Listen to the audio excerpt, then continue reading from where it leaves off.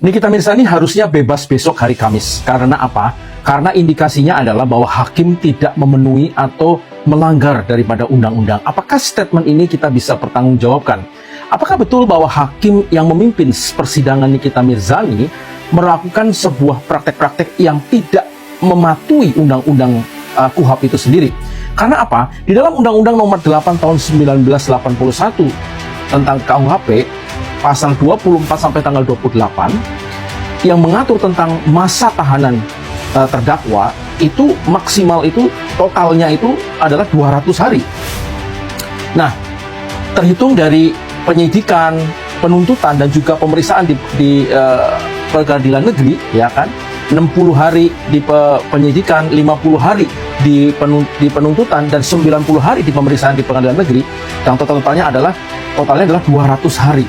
Nah, sedangkan Nikita Mirzani menurut data yang saya peroleh dari Liputan 6, Tempo dan Detikcom, dia tuh mulai ditahankan bulan Maret tanggal, kalau nggak salah tanggal 4 bulan Maret. Jadi terhitung sampai tanggal ini 15 Oktober, berarti kan total daripada penahanan atau jumlah penahanan Nikita Mirzani itu berjumlah 225 kalau nggak salah. Hal ini menjadikan sebuah pertanyaan yang besar. Apakah dengan jumlah penahanan 225 ini yang telah melampaui ketentuan hukum acara, di hukum acara tersebut, apakah hakim akan melepaskan Nikita besok, hari besok? Nah, ini menjadi pertanyaan yang sangat penting, sedangkan acara besok adalah pledoi, ya kan, daripada Nikita Mirzani. Nah, ini seru ya guys ya. Apakah hakim itu sendiri mengignore atau mengesampingkan undang-undang nomor 8 ini tahun 1981, sedangkan di pasal yang ke-20 di pasal yang ke-29 KUHP di mana mengatur tentang hukum tahanan itu sendiri, demi bahwa tahanan yang sudah memenuhi unsur 200 hari itu harus dilepaskan, harus tahanan itu harus dilepaskan demi hukum jika terbukti bahwa pengadilan negeri tidak bisa membuktikan ataupun belum bisa memutuskan kasus daripada Nikita Mirzani. Nah, ini menjadi babak yang seru untuk besok. Apakah Nikita Mirzani akan dibebaskan gitu loh? Kalau menurut undang-undang harusnya dibebaskan gitu kan.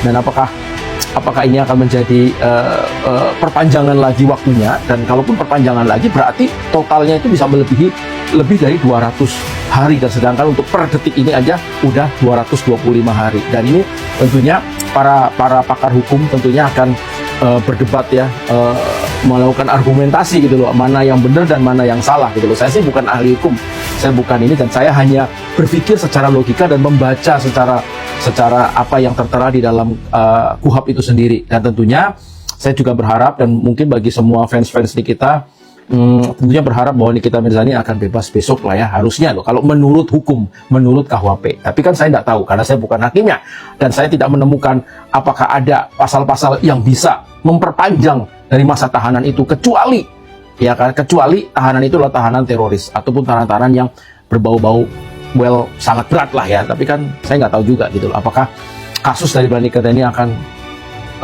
menjadikan kasus yang sama dengan kasus yang berat gitu loh.